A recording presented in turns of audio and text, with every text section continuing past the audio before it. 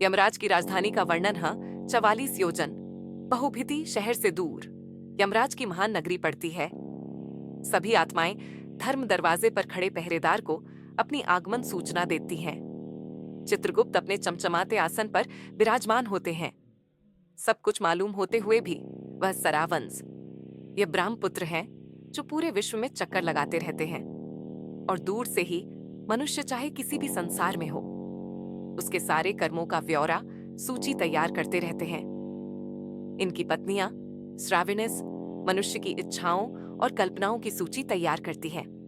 इस तरह मनुष्य के सब अच्छे बुरे कर्मों की सूची तैयार होती है और यह जानकारी चित्रगुप्त के पास जाती है।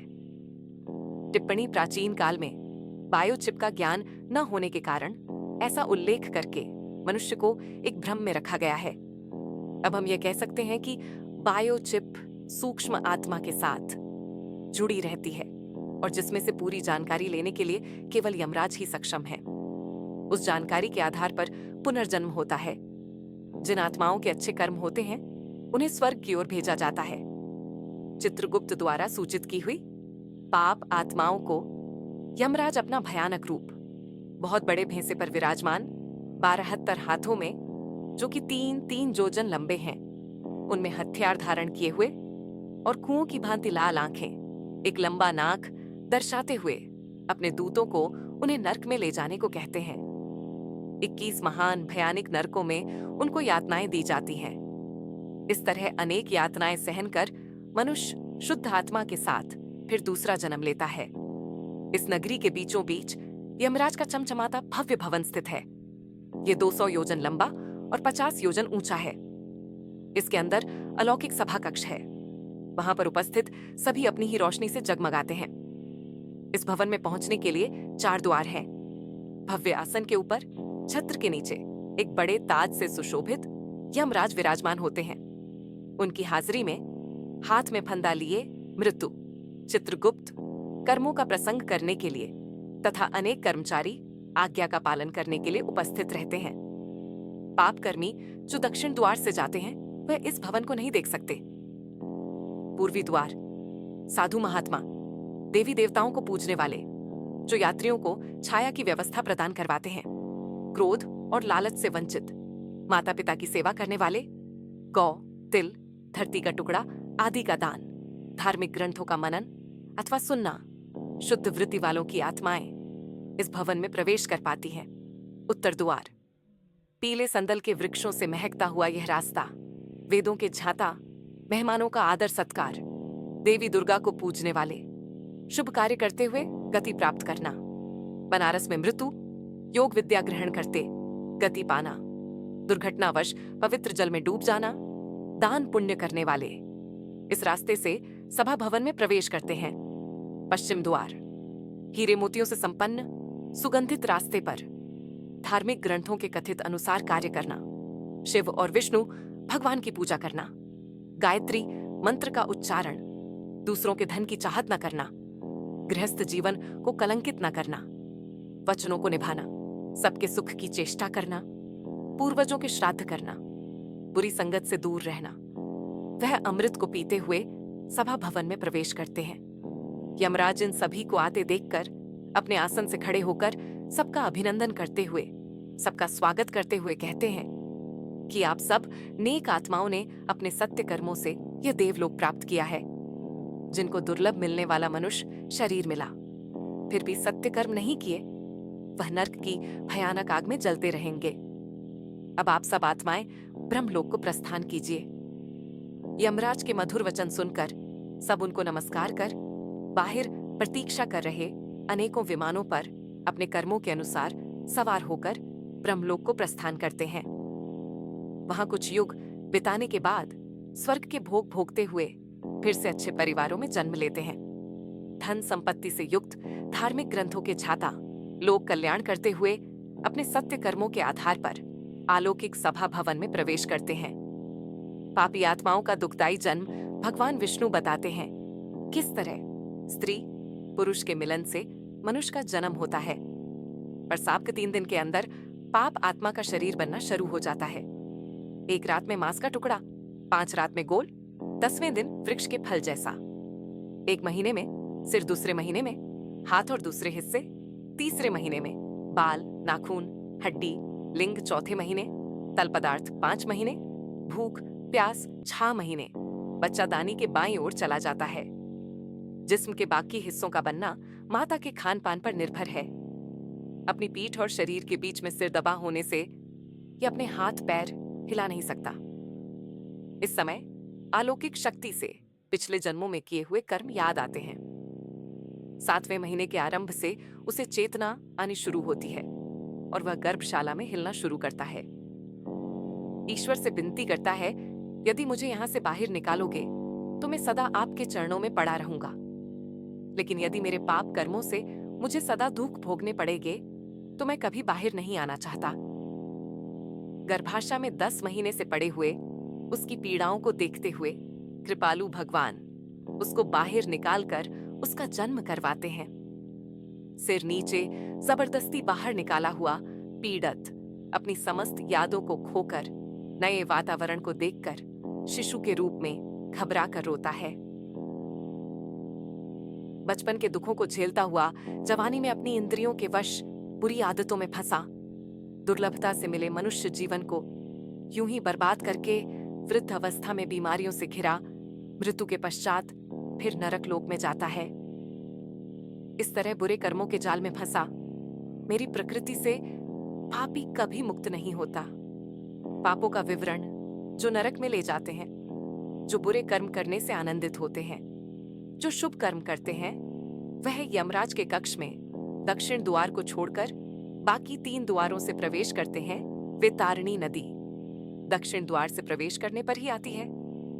ब्राह्मणों के कातिल, नशीले पदार्थों का सेवन, अजन्मे बच्चे को मारना, लोगों की हत्या, चोरी, विश्वासघात, अपनी खुशी की चाहत, दूसरों से घृणा करना, अपने को बहुत अक्लमंद समझना और इन प्रकार के अनेक कर्मों द्वारा किए गए पाप कर्म। जिन्होंने गौदान नहीं किया, दाह संस्कार की रस्में नहीं करी, झूठी गवाही, विधवाओं के साथ शारीरिक संबंध, स्त्री जो पति के साथ विश्वासघात करती है, जानवरों को सताना, पेड़ों को काटना, सामाजिक रीतियों का उल्लंघन, ब्राह्मण या कोई मेहमान आपके घर में खाने की इच्छा से आइए, उसे खाना नहीं दिया जाए जबकि घर में खाना बन रहा हो। ऐसे प्रवृत्ति के लोग नरक की अनेक यातनाएं सहते हैं। यमराज के आदेश अनुसार वह फिर पृथ्वी लोक में नीच योनि में जन्म लेकर बीमारियों के शिकार होकर पीड़ित रहते हैं और पाप कर्म करते रहते हैं। नरक के बार बार चक्कर काटते हैं।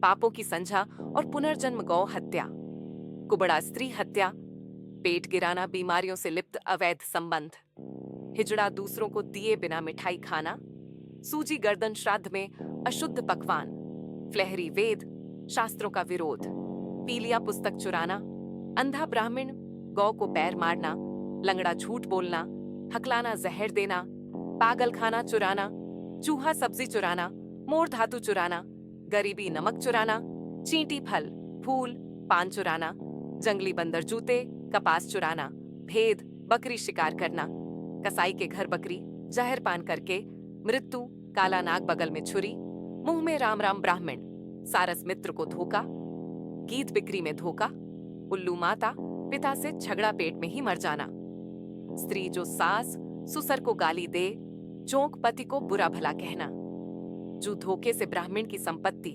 हड़पना, 7 पीढ़ियों तक नुकसान दी हुई वस्तु को फिर से मुफ्त में वापस ले लेना, घोर नरक में जाना, जो दान पुण्य आदि नहीं करते वह गरीबी में जीते हैं, गरीबी में वह पाप कर्म करते हैं, ये कर्म उन्हें नरक में ले जाते हैं। फिर गरीब पैदा होते हैं और पाप कर्म करते हैं। जो भी अच्छे बुरे कर्म होते हैं उन्हें भोगना पड़ता है। न भोगे हुए कर्म लाखों वर्ष में भी नष्ट नहीं होते। स्पिंदिवृण जब मनुष्य मरने के बाद 1 वर्ष की महापथ की यात्रा करता है तो वह पुत्र पौत्र आदि के द्वारा स्पिंदिवृण हो जाने पर पितृलोक में चला जाता है। वर्ष के अंत में पितृपिंडों के साथ प्रेत पिंड का मिलन हो जाने से वह प्रेत परम गति को प्राप्त करता है। गृहस्थ पिता की मृत्यु हो जाने पर यदि स्पिंदिवृण श्राद्ध नहीं हुआ है तो किसी का विवाह संस्कार नहीं हो सकता। इसलिए दुआश को ही पुत्र को स्पेंदी व्रण कर देना चाहिए। ये करने के बाद भी 12 महीने तक पोष श्राद्ध नियमानुसार करना चाहिए। मृतक का दाह संस्कार हो जाने के बाद एकादश, दुआश इन दोनों दिन में प्रेत भोजन करता है। इन दोनों दिन जो कुछ भी प्राणी के निमित्त दिया जाता है उसे प्रेत शब्द के साथ दिया जाना चाहिए, क्योंकि वह मृतक के लिए आनंददायक होता है। सपिंदीकरण कर देने के बाद जो भी दान दिया जाता है वह नाम गोत्र करके पितृ निमित्त करना चाहिए। प्रेत द्वादश संस्कार के अवसर पर यजमान जल से भरे 12 घटों का संकल्प करके दान करे। पकवान और फल से परिपूर्ण एक एक वर्धनी, विशेष प्रकार का जलपात्र भगवान विष्णु, यमराज, चित्रगुप्त का संकल्प करके सुयोग ब्राह्मण को प्रदान करे। स्पिंदा की रस्म अपवित्र दिनों के बाद 12वें दिन अग्नि के समक्ष या बिना अग्नि के पूर्ण होती है। विधि नहा धोकर मृत्यु वाले स्थान को गोबर से पोतकर स्थापित देवों की मूर्तियों के चरण धोकर पितरों को लाए अर्पण करके पुत्र अनज मन से थोड़ा जल ग्रहण करे। 3 लाई के दाने वासुदेव, रुद्र और अर्का को अपने दादा और उनसे पूर्वज के रूप में और फिर मृतक को अर्पण करे। सभी की संदल चटनी, तुलसी पत्ते, धूप, सुगंधित वस्तुओं, उपहार आदि से पूजा करे। मृतक को दिए हुई श्रद्धांजलि को एक सोने की सलाख से 3 भागों में बांटकर एक भाग दूसरों में अच्छी प्रकार मिला ले। माताश्री का स्पिंदा दादियों के साथ और पिता का स्पिंदा दादाओं के साथ करना चाहिए। यदि पिता की मृत्यु दादा के जीवित रहते हुए हो जी है तो 3 लाय के दाने पड़ दादा और उनके पूर्वजों को श्रद्धांजलि देनी चाहिए। पत्नी की मृत्यु पर यदि पुत्र न हो तो पति को अपनी सास और संबंधियों के साथ रस्म करनी चाहिए। फिर ब्राह्मणों को भोज, दाद, दक्षिणा, उपहारों और 12 घट जल से परिपूर्ण दान करने चाहिए। धारण किए वस्त्रों का त्याग करके एक शैया दान करे। शैया बहुत मूल्यवान, सभी सुख प्रदान करने वाले साधनों से युक्त छाता, चांदी के लैंप, इस भगवान नारायण और लक्ष्मी जी मूर्ति कपड़ों, गहनों से सुसज्जित गदा आदि होनी चाहिए। स्त्रियों की रस्म में लाल कपड़ा, जेवर के साथ अन्य सामग्री होनी चाहिए। दक्षिण में मधुसूदन, पश्चिम में वामन देव, उत्तर में गदाधारी, इनके बीच में पितामह और माहेश्वर। इन सब की रीति अनुसार पूजा करें। एक सांड को छोड़ने का भी प्रयोजन है। एक शैया, 13 ब्राह्मणों को पददान और एक सोने से बना मटका, दूध और घी से भरा हुआ ब्रह्मा, विष्णु, महेश को पूजने के पश्चात अर्पित किया हुआ ब्राह्मण को दान में दिया जाता है। जंगल में से अपने मंत्रियों के साथ बाहर निकलकर राजा के द्वारा की गई रस्मों, श्राद्धों से उस प्रेत आत्मा को सद्गति प्राप्त हुई। एक अनजान व्यक्ति द्वारा पूर्ण की हुई श्राद्धों की रस्मों से यदि प्रेत आत्मा को गति मिल सकती है तो पुत्र द्वारा संपन्न किए जा पर कितना लाभ हो सकता है। जो भी इस पवित्र कथा को सुनता है या दूसरों को सुनाता है कभी भी प्रेत योनि में नहीं जाता। गरुड़ भगवान जी से पुनर्जन्म के बारे में पूछते हैं। पाप करने पर भी परमात्मा की प्राप्ति कैसे होती है? भगवान ने कहा, हे गरुड़, मृत्यु के पश्चात तुरंत और विलंब दोनों प्रकार से दूसरे शरीर में प्राणी प्रविष्ट होता है। जो ज्योति स्वरूप जीव आत्मा विद्यमान रहता है वह मृत्यु के बाद प्रेत आत्मा शरीर धारण कर लेता है और 10 गात्र के जो पिंड दान दिए जाते हैं उससे पिंडज शरीर बनता है। इस पिंडज शरीर से प्रेत शरीर एकाकार हो जाता है। कोई कोई जीवात्मा पिंडज शरीर विलंब से प्राप्त करता है क्योंकि मृत्यु के बाद वह कर्मों अनुसार यमलोक में जाता है।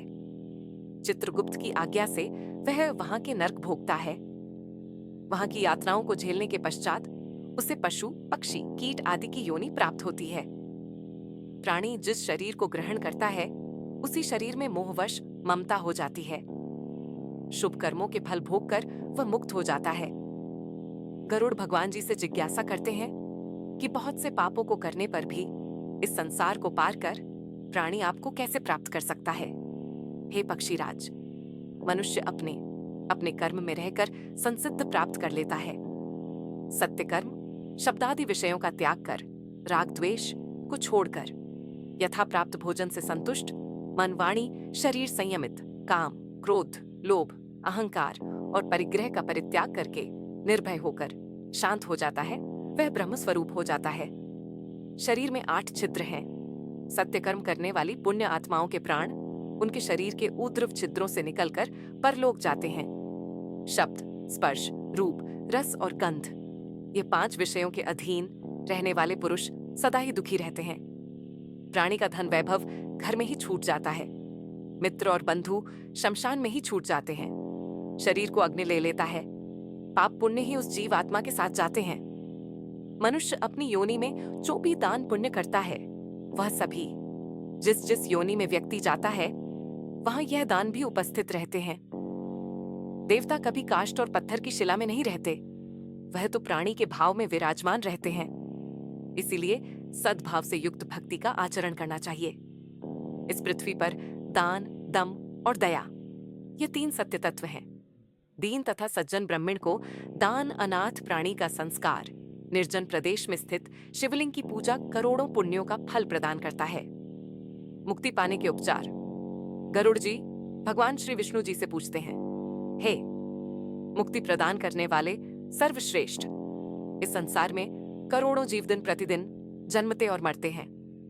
इसका कोई अंत नहीं है। इस संसार में सभी दुखी ही नजर आते हैं, सुखी कोई भी नहीं। किन उपायों से यह जीव मुक्ति प्राप्त कर सकते हैं, आप बताने की कृपया करें।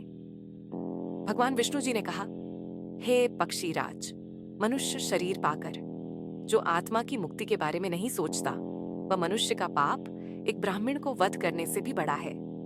मनुष्य शरीर के बिना कोई भी प्राणी इस शरीर के महत्व को नहीं जान सकता। इसलिए इस शरीर को सुरक्षित रखकर सत्य कर्म करने अनिवार्य है। धन, मकान, अच्छे बुरे कर्म दोबारा से मिल सकते हैं, परंतु मनुष्य शरीर नहीं। इस शरीर की सुरक्षा अपने कर्तव्य के लिए, कर्तव्य ज्ञान के लिए और ज्ञान योग अभ्यास के लिए आवश्यक है। ये एक मुक्ति का साधन है। मूर्ख पुरुष के घर में जब आग लग जाती है तो वह कुआं खोदना शुरू करता है। ये संसार दुखों की पिटारी है। जब तक मनुष्य मोह माया के चक्कर में बंधा रहता है, सदा दुखी ही रहेगा। खाना, पीना, सोना, वासनाओं की तृप्ति से सभी प्राणी लिप्त हैं। केवल मनुष्य के पास ही विवेक है। जो विवेक से काम नहीं करता, वह जानवर है। इसलिए जब तक मनुष्य का आपस में मोह है, मुक्ति नहीं है। मोह करना ही है तो भगवान से मोह करो, जो आपके सब कष्टों को हरने वाला है। भगवान से मोह करने के लिए मन और आंखों की शुद्धता आवश्यक है। काम, क्रोध, लोभ, अहंकार, ये मनुष्य के पतन के पात्र हैं। वेद शास्त्र के पठन से मुक्ति नहीं मिलती, जब तक उनका ज्ञान अपने अज्ञान को मिटने में सक्षम नहीं होता। मेरा और मेरा नहीं, ये 2 पद हैं। मेरा में बंधन है और मेरा नहीं में मुक्ति है। इसलिए जो मुक्ति के इच्छुक हैं, वह सब बंधनों को तोड़कर सत्य के साथ नाता जोड़े। सत्य ही प्रेम है, प्रेम ही ईश्वर है। जो कर्म जीव आत्मा को बंधन में नहीं ले जाते, वही सत्य कर्म है। निर्वाण अथवा ब्रह्म की प्राप्ति के लिए मनुष्य जब अपने जीवन के अंतिम चरण में पहुंचता है, तो अपनी संसारी इच्छा शक्ति से अलग होकर मन में यह दृढ़ विचार करे, मैं ब्रह्म हूं, या एयम मंत्र का ध्यान करे। इससे उसके मन की शुद्धि होती है और आध्यात्मिक तेज आता है। जो अपना घर बार छोड़कर अंतिम सांस छोड़ने के अभिप्राय से अयोध्या, आवंतिका, मथुरा, काशी, गया, कांची, द्वारिका, ये 7 पवित्र स्थानों पर किसी एक पर प्राण त्यागता है, उसे मोक्ष की प्राप्ति होती है। सत्य, असत्य को जानने वाले ज्ञानी, सत्यकर्मी, धार्मिक वृत्ति, कर्तव्य को पालने वाले और मुझ में श्रद्धा रखने वाले सदा मुझे प्रिय लगते हैं। हे पक्षीराज, मैंने सभी सिद्धांत भली प्रकार से आपको कहे, और कुछ जानने की इच्छा हो तो कहो। प्रभु के मुख से यह वचन सुनकर और अपने प्रश्नों के उत्तरों से प्रसन्न गरुड़ ने जगदीश्वर को प्रणाम किया और कहा, प्रभु, आपने अपने मधुर वचनों से मेरा बहुत बड़ा संदेह दूर कर दिया। मेरे मन की मलिनता दूर हो गई। इतना कहकर उन्होंने भगवान विष्णु जी से विदा ली और केशव मुनि के आश्रम में चले गए। श्री हरि, जिनका नाम लेने मात्र से सभी दुखों और श्रापों से मुक्ति मिलती है, ऐसे दयालु भगवान की अपने श्रद्धालु भक्तों पर सदा कृपा दृष्टि बनी रहे। AUM नमो नारायण।